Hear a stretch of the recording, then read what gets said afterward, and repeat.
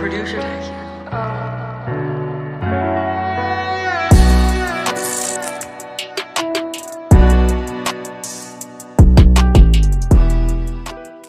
Pertanyaan yang banyak sekali orang-orang itu penasaran, Bu Surya.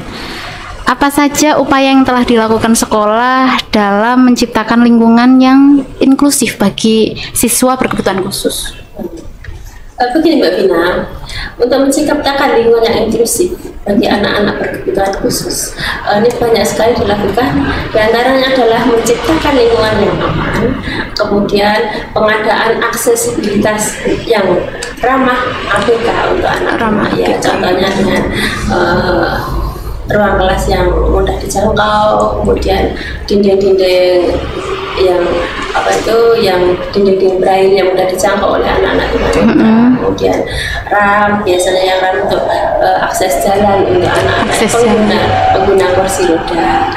Selain itu Mbak Gina, peningkatan mutu guru ini juga untuk anak-anak ABK ini juga untuk menciptakan lingkungan yang baik untuk anak kita, untuk gurunya dibina untuk mengikuti workshop atau pelatihan. Kemudian selain itu Mbak Vina, kolaborasi dengan orang tua, juga kolaborasi dengan pihak luar. Ya, selanjutnya bagaimana sekolah mendukung kemandirian siswa berkebutuhan khusus? Apa mereka dapat berpartisipasi aktif dalam kegiatan sekolah? Iya Mbak Vina, ini cara sekolah untuk mendukung supaya anak-anak bisa berperan aktif dalam kemandirian anak di lingkungan sekolah. Ini banyak sekali yang dilakukan oleh pihak sekolah. Misalnya adalah menyediakan fasilitas-fasilitas atau sarana prasarana untuk anak-anak yang berkebutuhan khusus. Termasuk tadi ya, ada keramik, braille, sarana prasarana pembelajaran juga untuk anak-anak ini setiap harinya. Misalnya untuk anak-anak yang kita banyak sekali permainan-permainan di situ ya, yang aman juga ya pastinya. Ada namanya puzzle, betul. Puzzle banyak sekali, kemudian ya keterampilan yang lain. Iya, keterampilan yang lain yang masih banyak lagi di SLB. Kemudian Mbak Vina, di situ juga pelatihan bagi guru untuk meningkatkan kompeten bagi guru sendiri itu untuk memegang anak, mengambil anak waktu di sekolah supaya anak-anak itu lebih lagi kemandiriannya. Misalnya banyak sekali ya guru-guru SLB Aceh yang dikirim untuk melakukan workshop pelatihan yang agar selalu update tentang perkembangan anak ya. Kemudian pembentukan kolaborasi juga dengan orang tua dan dengan pihak luar ini yang sudah dilakukan sampai saat ini Mbak Vina, kolaborasi dengan ibu-ibu dan wanita yang setiap 1 bulan sekali itu selalu rutin hadir di sekolah SLB Aceh. Ini mereka itu tidak hanya hadir begitu saja ya, tidak hanya berkunjung begitu saja. Mereka itu banyak sekali di situ ada edukasi di dalamnya situ dari ibu-ibu tersebut. Mereka membawa ilmu atau ngajak bermain lah. Ngajak bermain, betul. Tadi katanya ada kriya juga ya. Itu kriya juga anak-anak juga ikut ya. Ikut andil dalam pembelajaran ya. Iya. Untuk anak menjadi lebih mandiri. Iya, betul nanti ya. Biasanya ada apa aja Bu krianya? Kalau di seni kriya itu banyak sekali. Kalau kriya itu meliputi banyak Mbak Vina. Ada batik, ya betul. Ada seni kayu yang sudah dilakukan oleh anak-anak sini, membatik juga sudah. Kemudian ada keterampilan membuat kerajinan dari kain, kaset juga. Wah, keren ya. Jadi bisa batik, bisa bikin keset, kerajinan kayu juga. Dan itu sudah dipamerkan pada waktu event-event pameran di provinsi. Itu buat ini ya, buat bekal lulus dari SLB bisa langsung berkecimpung di kita harapkan situ. Seperti itu Mbak Mina. Untuk anak-anak tunagrahita itu kayaknya kalau kita melulu untuk dia menyuruh dia ke jenjang yang akademik itu kayaknya gimana ya, kita memang disabilitas intelektual ya, itu kurang gitu ya. Kita harus betul-betul keterampilannya kita asah, kita mencari kelebihannya ya Bu ya. Keterampilan itu anak-anak itu kita asah, kita didik, kita bina, ada nantinya pengembangan yang ke depan ini insya Allah akan ada pencucian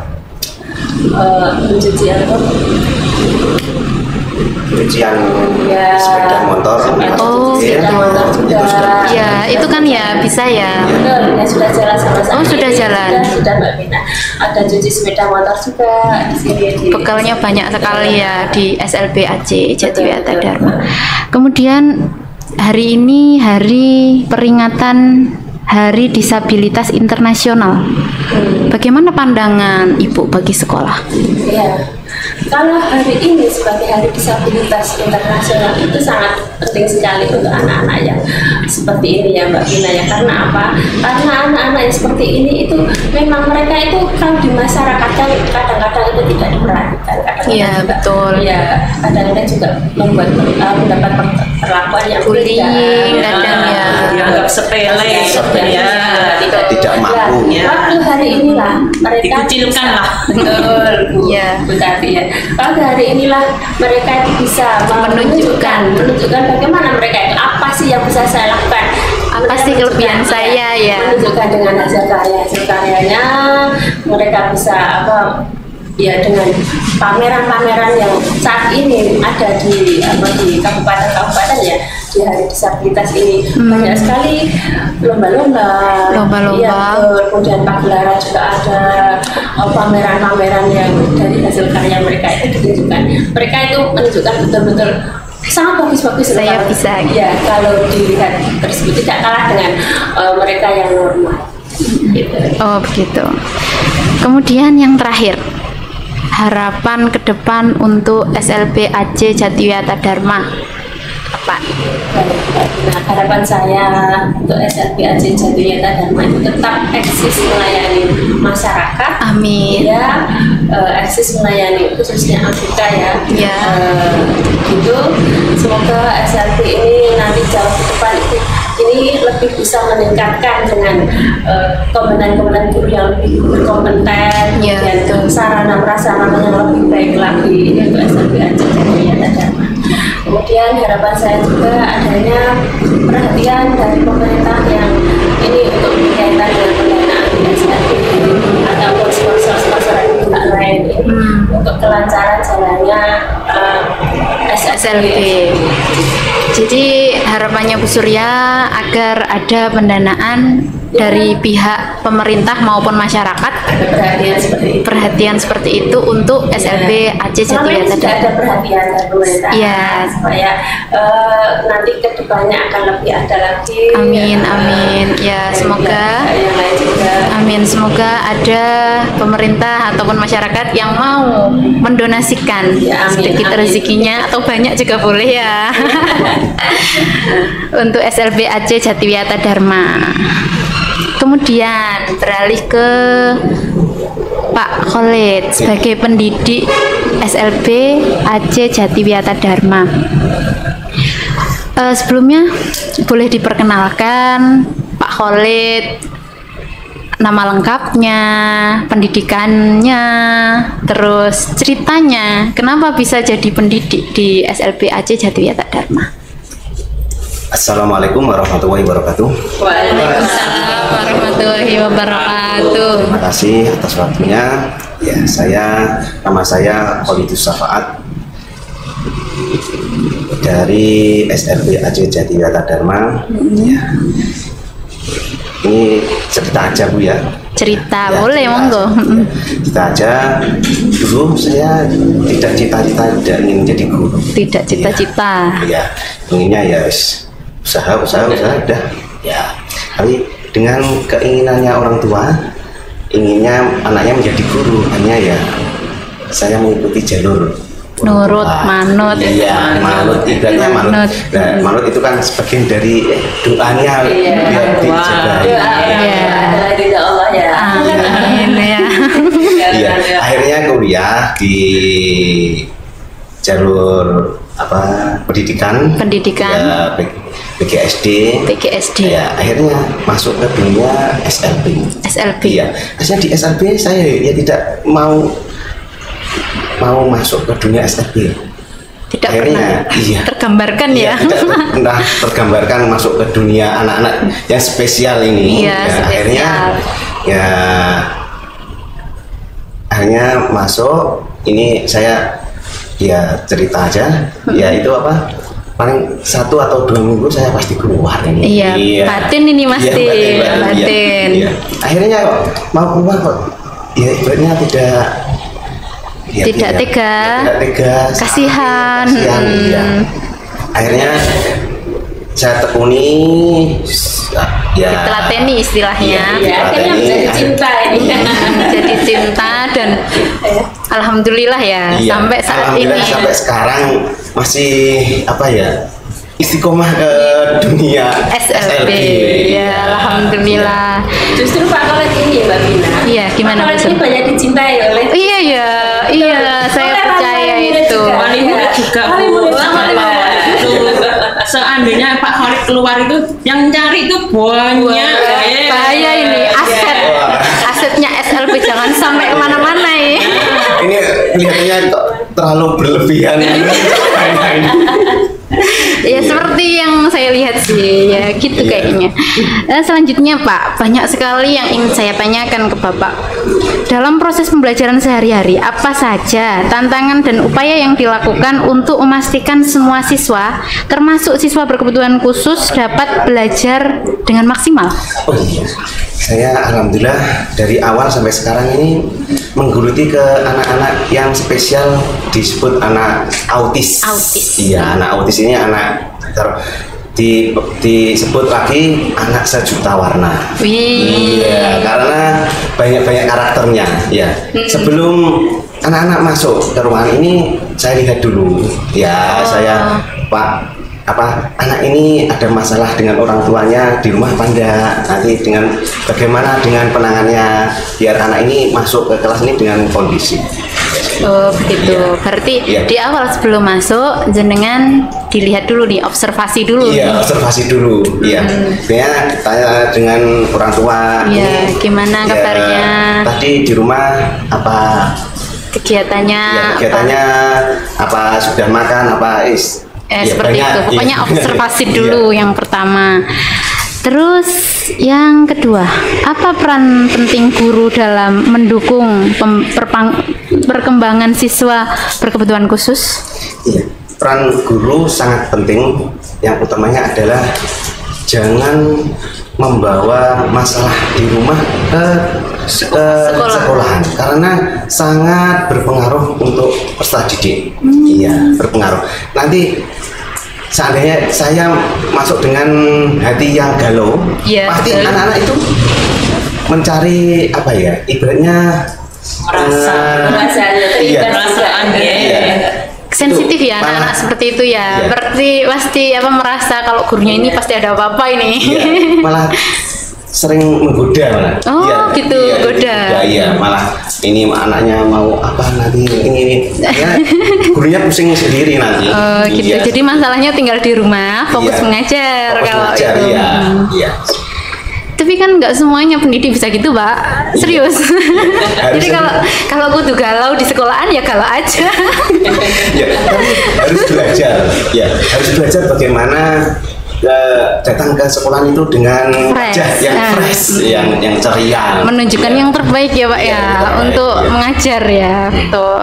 Tapi kalau sudah punya masalah di rumah itu mesti kebawa ke sekolah nih Bu. Oh iya wes. Ya paling murid itu pasti gitu. Ya saya sendiri loh guys, mama di rumah itu ada masalah sedikit aja mesti ke sekolah, imbasnya ke anak-anak terus sama teman-teman. Terus diajak omong apa-apa tuh diem saja, nggak respon. Kayaknya perlu belajar banyak dari Pak Murid. Bisa mungkin punya aji-aji apa gitu. Yang kayaknya seperti artinya karena Pak Khalid tuh orangnya itu kayak ikhlas gitu loh. Ya kunci utama adalah ikhlas ya. Ya ikhlas ya. Nggak semua orang bisa seperti itu. Minta doanya ke Pak Khalid ya nanti ya. Minta didoa nih, Pak, doanya ikhlas apa ya? Selanjutnya, strategi pembelajaran yang efektif untuk meningkatkan kemampuan siswa berkebutuhan khusus. Iya. Strateginya apa? Strateginya dilihat dari anak ini yang hobinya apa, itu dilihat dari situ dulu. Kalau hobinya menyanyi, ya jadi menyanyi. Hobinya kok memasak, jalurnya kriya. Gitu. Dilihat dari setiap anak punya perbedaan hobi. Ya. Dan itu sebagai pendidik kita harus tahu dari observasi, terus kita eksekusi. Ya. Tidak bisa orang tua ini anaknya ini harus bisa nyanyi, ya tidak bisa. Jadi setiap anak punya kemampuan sendiri. Harus bisa membaca. Belum dilihat dari apa ya, karakter anaknya. Sulit sekali sebagai pendidik, apalagi saya pendidik baru, untuk melihat gimana ini anak ini seperti apa ini. Sulit sekali. Gimana sarannya Pak? Tolong. Mumpung ini. Iya. Menjadi pendidik ya. Berat ya. Berat dengan dunia anak-anak spesial ini ya, harus banyak istighfar aja Bu. biar tenang hati kita. Iya berarti pertama-tama istighfar, ikhlas. Ya, jadi nanti akan menemukan jalannya ya Pak ya. Tuh. Terus selanjutnya, bagaimana cara guru dapat menjalin kerjasama yang baik dengan orang tua siswa berkebutuhan khusus? Gimana tuh? Ini yang agak berat. Berat ya? Ini juga berat ini. Iya. Tapi alhamdulillah kemarin sudah sedikit sudah kerjasama dengan orang tua ini sudah berjalan. Ya nanti kedepannya biar orang tua ini peduli dengan sekolahnya anak-anak ini. Iya, karena tanpa kerjasama dengan orang tua, ya sebenarnya sekolah ini tidak ada apa-apanya. Iya betul. Tidak bisa berhasil, tidak bisa jalan. Anak berkebutuhan khusus harus dengan banyak orang untuk bisa anak itu maju ke depan. Perlu dorongan. Ada orang tua, ada guru, ada masyarakat seperti itu. Jadi harus menjaga hubungan dengan kerjasama yang baik. Terutama adalah harus menjalin kerjasama. Dan sejauh ini pernah nggak sih Pak kerjasama dengan orang tua untuk kayak seperti orang tua dimintai terlibat dalam pendidikan, seperti anaknya nanti belajar ya di rumah atau gimana gitu, pernah? Pernah. Pasti nanti kalau saya kan menggeluti dunia anak autis, tanya ini bukan PR ya, kemampuannya ya.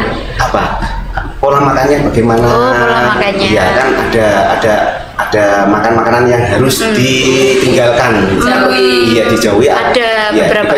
Dalam bahasanya adalah diet. Diet itu tidak untuk orang-orang yang gemuk, tidak.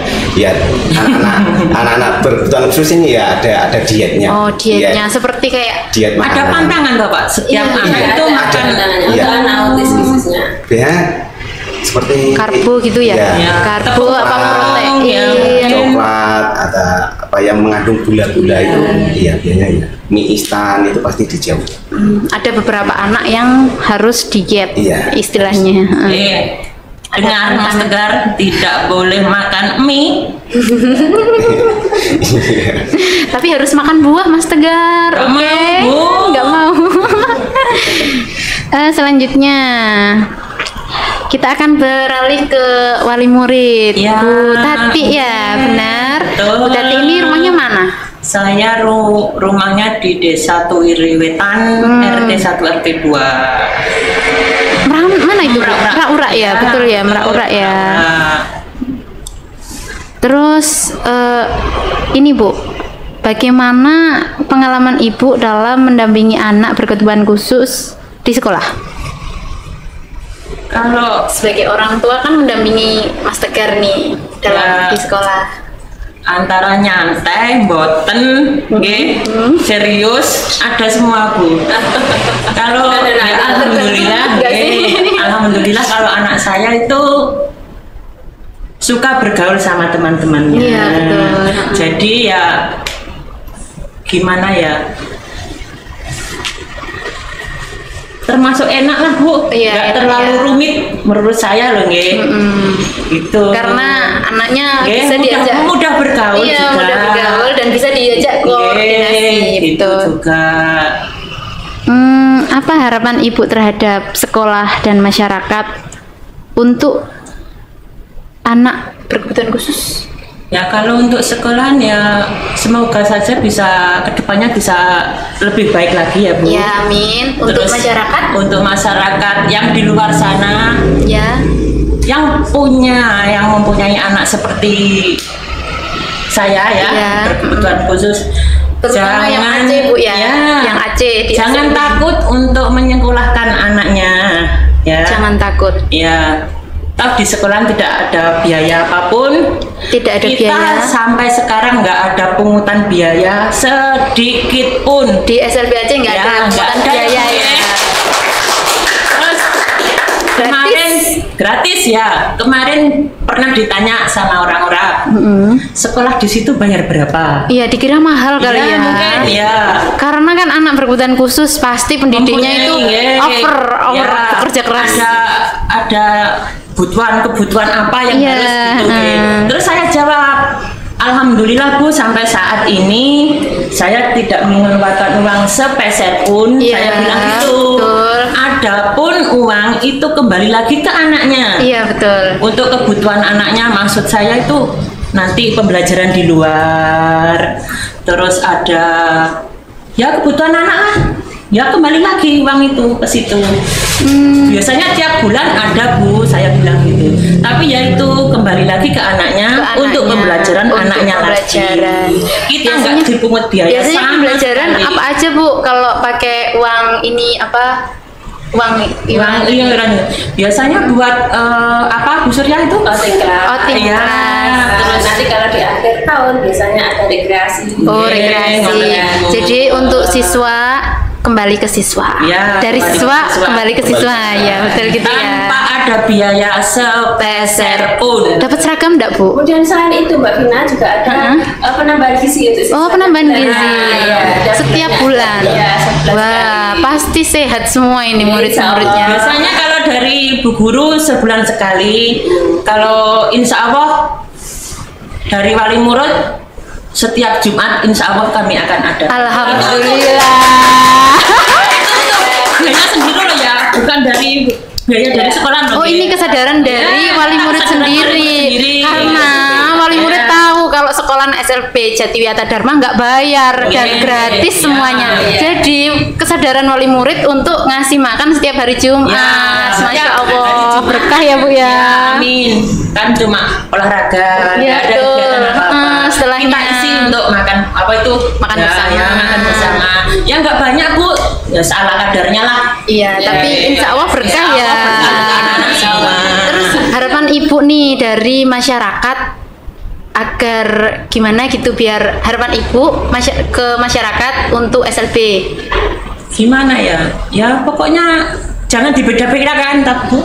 Iya ya, jangan dibeda-bedakan ya. Siapa yang mau punya anak seperti ini tuh siapapun. Nggak ada.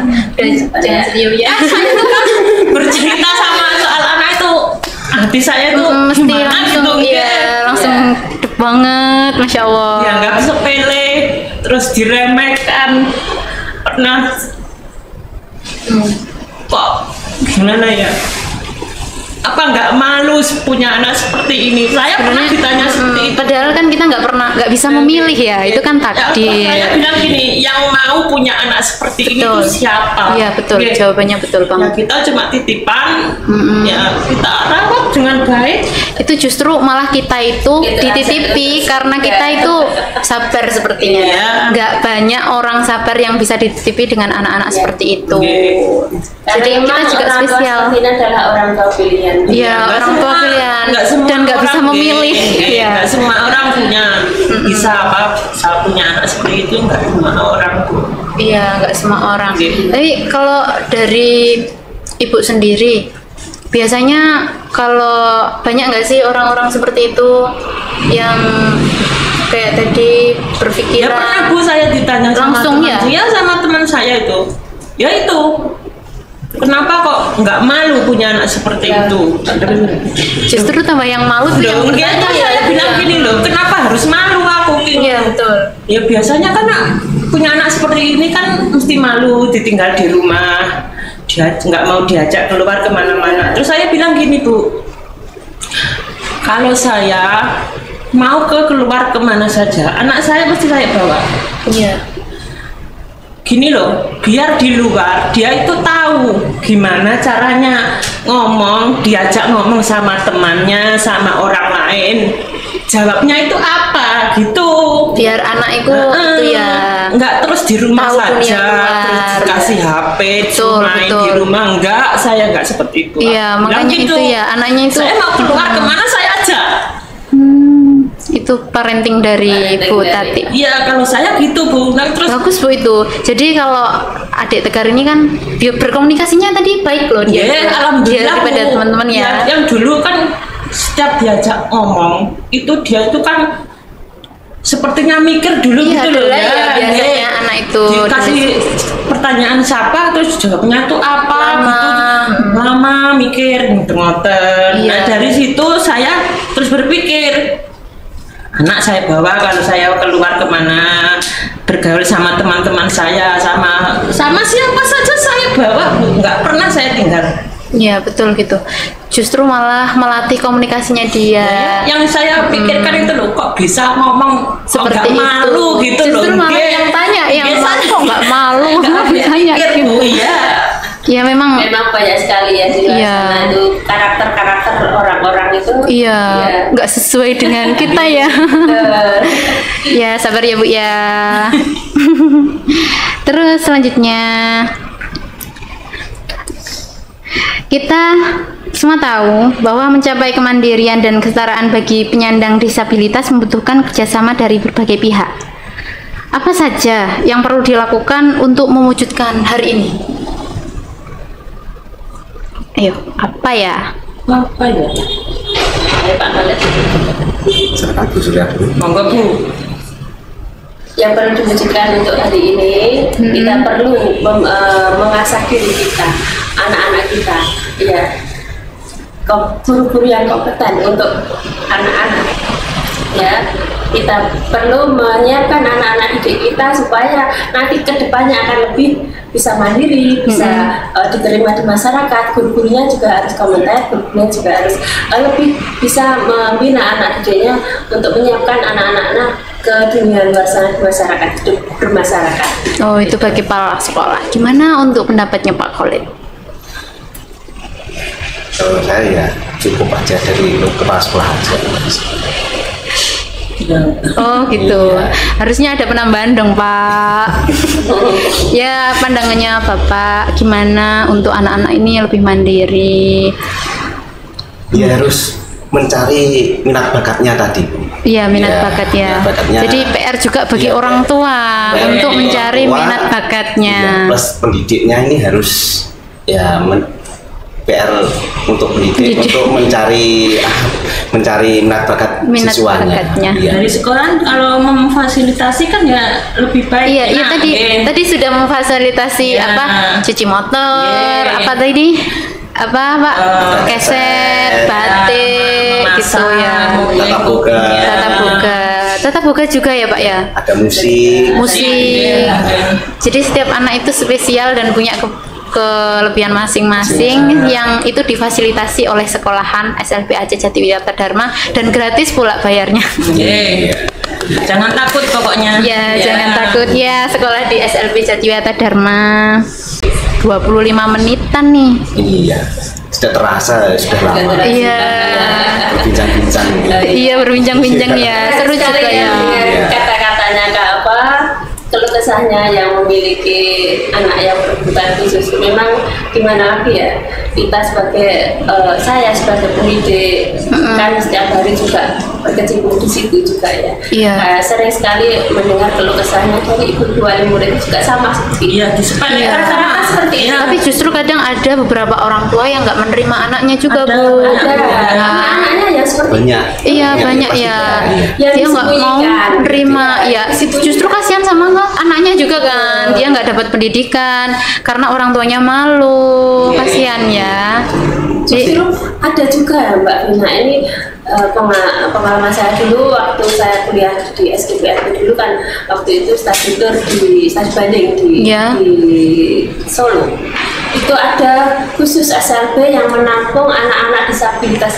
Itu anak-anak itu ada dukungan dari keluarga. Ada itu loh. Sampai di sana anak-anak itu juga di sana nggak pernah dijenguk orang tua, cuma dikasih mungkin dana. Di itu kan juga ada ya Bu ya, dinas sosial juga itu, itu juga kan. Kalau dinas sosial di Tuban itu insya Allah itu masih ada kontak dengan keluarga.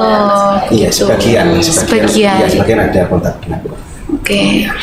Sudah 30 menit kita berbincang hari ini, berdiskusi dengan topik bergerak bersama menuju kemandirian dan kesetaraan. Terima kasih banyak kepada kepala sekolah, guru, juga wali murid. Sama-sama guru. Mari kita bersama-sama mengucapkan selamat Hari Disabilitas Internasional. Selamat untuk anak-anak. Terima kasih.